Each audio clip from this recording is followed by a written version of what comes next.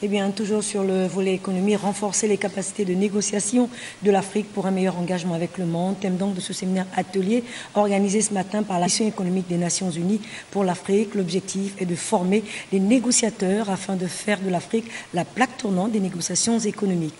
Richard Zambazinga et Gérard Méniel. L'atelier qu'organise à Libreville du 23 au 27 avril courant, la Commission économique des Nations Unies pour l'Afrique a pour objectif de renforcer les capacités des gouvernements et institutions du continent à négocier des accords économiques internationaux servant au mieux les intérêts nationaux et continentaux. À la 4e rencontre du genre, il convient de s'interroger si la participation de l'Afrique au commerce mondial a fait bouger les lignes ou si celle-ci n'est que peau de chagrin d'aller d'atelier en atelier. Le commerce de l'Afrique a évolué. Il a évolué. On n'était d'ailleurs pas 2 à 1 il y a quelques années. Maintenant, nous sommes passés, il me semble, au-dessus de 3. Nous sommes en train de nous rapprocher même de 4 ou de 5.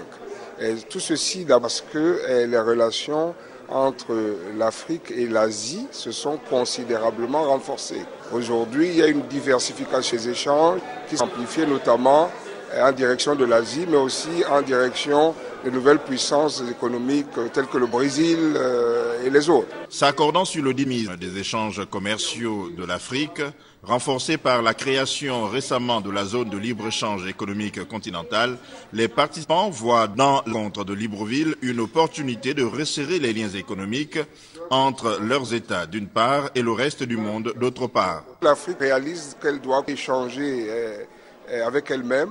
Donc l'idée, c'est de créer un grand marché de tous les États du continent. On a 55 États à peu près aujourd'hui. Donc permettre ce grand marché ne peut qu'être profitable pour l'ensemble du continent. Au nombre des avancées politiques, commerciales et économiques, la mutualisation des moyens de production et des ressources semble être une piste à renforcer. Nos économies en sortant des indépendances sont des économies de rente.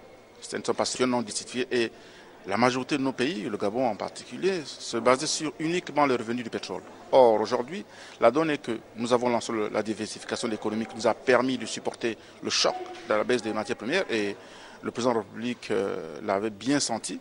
Et aujourd'hui, il faut passer au cap supérieur. Ce cap, c'est lequel? Nous avons des matières premières, nous avons du potentiel.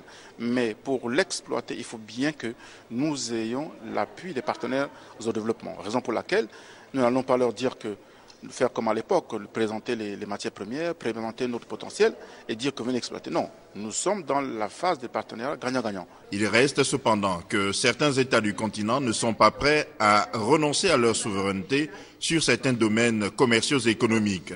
Peut-être un caillou dans la chaussure de la nouvelle zone de libre-échange économique de l'Afrique. Les ressources naturelles, notamment les ressources extractives, sont beaucoup trop stratégiques et les États n'ont pas renoncé à une gestion nationale, voire nationaliste de ces ressources.